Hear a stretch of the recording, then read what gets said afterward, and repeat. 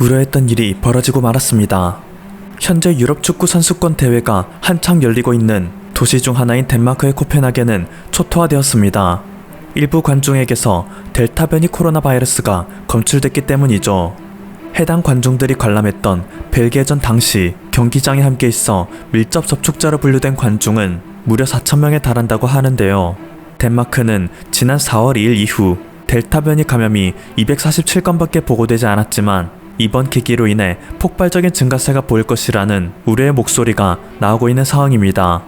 유럽 질병통제예방센터는 지금의 추세대로라면 델타 변이 바이러스가 8월 말까지 전체 신규 확진의 90%까지 차지하여 코로나19 바이러스의 우세종이 될 것이라 경고하고 있는데요. 이에 따라 전 세계에서 가장 백신 접종률이 높아 국민들이 하나둘 마스크를 착용하던 이스라엘은 불이 나게 다시 마스크 착용 원칙을 정비하고 있습니다.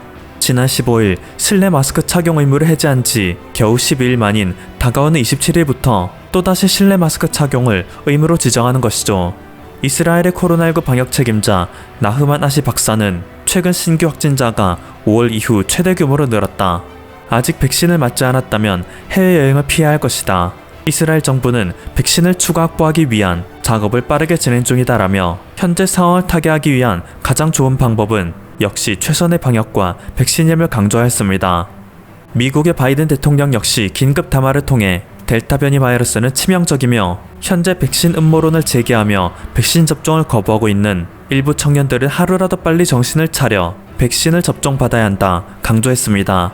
그러지 않으면 현재까지 코로나19로 인해 사망한 미국인의 수는 총 60만 명을 넘어서는데 델타 변이 바이러스는 이것보다 훨씬 많은 희생을 초래하게 될지도 모른다 경고했습니다.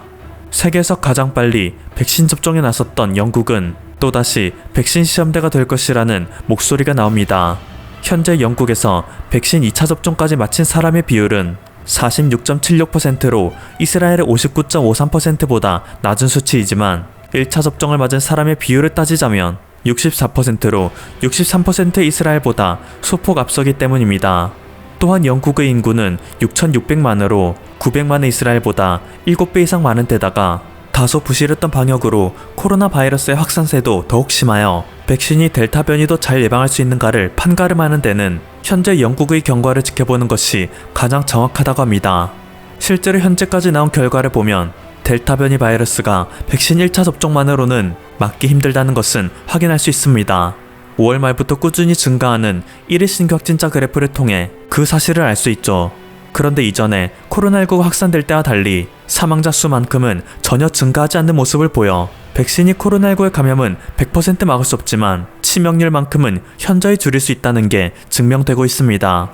현재 인도에서는 옷깃만 스쳐도 감염된다는 델타 플러스 변이 바이러스가 현지를 공포에 몰아넣고 있기 때문에 하루라도 빨리 치명률이라도 줄이는 백신의 중요성은 나날이 강조될 수밖에 없을 것입니다. 그런데 이런 와중에 세계의 일부 지역에서는 심상치 않은 움직임이 포착되고 있습니다. 한때 코로나19 방역 모범국이라 불렸던 대만에서 백신 접종 기피 현상이 빠르게 확산되고 있는 것인데요. 백신 접종자들의 사인과 백신의 연관성 사이에 아직 과학적인 연관성은 제대로 밝혀지지 않았지만 대만이 일본으로부터 받아온 아스트라제네카 백신이 애초에 문제가 있는 백신이었다는 소식이 돌며 백신 접종을 거부하는 사례가 속출하고 있습니다. 기존에 하루 15만회 분씩 접종하던 추세가 이제는 하루 5만회 분으로 대폭 감소하고 있죠.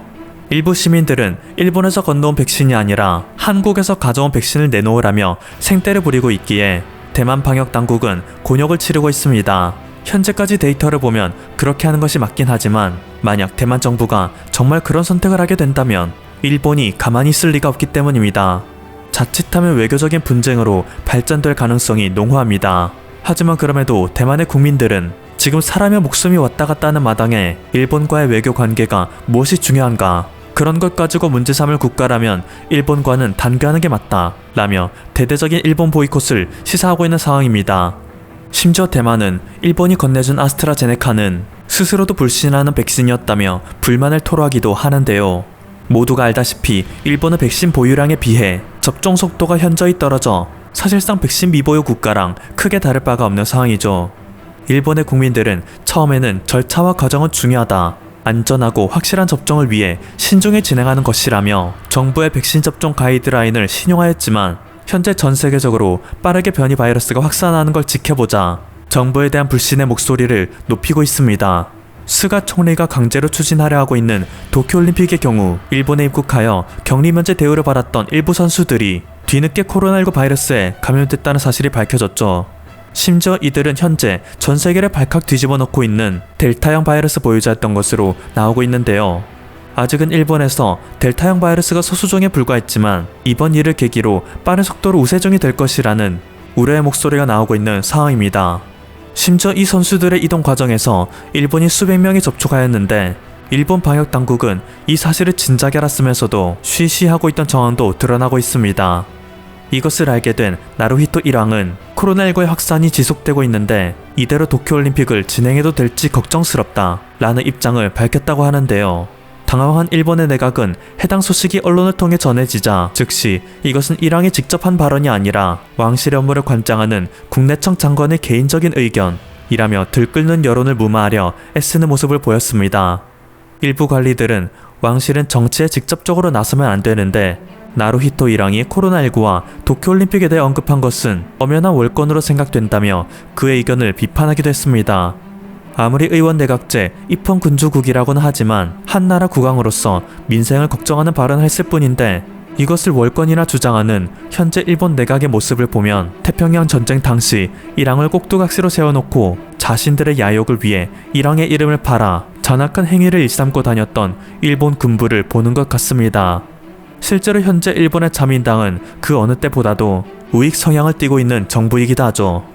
아무튼 이례적으로 시국에 대해 언급한 일왕의 걱정만큼 현재 일본 정부의 방역과 백신 접종을 불신하는 일본 국민들의 수는 날이 갈수록 증가하고 있습니다. 델타니 델타 플러스니 간만이 강력한 바이러스는 퍼지고 있는데 대체 일본 정부는 무슨 행정 절차가 중요하다고 국민들이 백신 접종 쿠폰을 받지 못했다는 이유로 하염없이 백신 접종 순서를 기다리고 있어야 하나라며 불만을 터뜨리고 있습니다.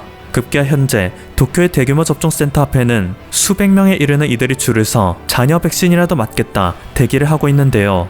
백신 쿠폰이 없어 예약을 하지 못했던 이들이 방석을 깔고 텐트를 치며 철야를 해서라도 백신 접종을 맞겠다 기다리고 있는 것입니다. 새벽 2시부터 줄을 서고 있다는 한 30대 남성은 치매 걸린 할아버지와 못 만나게 된 지 벌써 1년이 됐습니다. 할아버지의 치매는 점점 진행되고 있는데 제 이름이나 얼굴을 잊어버리기 전에 하루라도 빨리 다시 만나고 싶습니다 라며 백신 접종이 절실하다 밝혔습니다. 옆나라 한국에서는 자녀 백신이 나왔을 경우 스마트폰 어플리케이션을 통해 빠른 예약이 가능한데 일본은 그것이 한국의 방식이라는 이유로 전혀 본받지 않고 여전히 아날로그 방식만 추구하고 있습니다. 이렇게 자존심만 지키는 동안 국민들은 백신 대기줄에서 더 높은 코로나 감염 위험에 노출되고 백신 대기줄이 없는 지역에서 발생한 잔여 백신은 백신 접종이 절실한 국민들을 외면하고 폐기되는 경우가 대다수이죠. 행정 처리 방식만 조금 바꾸고 한국의 모범적인 사례를 조금만 따라하면 되는 것인데 일본은 절대 그렇게 하지 않습니다. 오히려 버리는 백신은 버리는 백신이다. 우리는 어차피 백신이 남아도니 차선책을 택하면 된다. 라는 태도를 보이고 있습니다. 이전에는 화이자나 모더나보다 예방률이 낮아 일본에서는 사용할 필요가 없다고 했던 아스트라제네카 백신을 접종할 것도 검토하고 있는 상황이죠.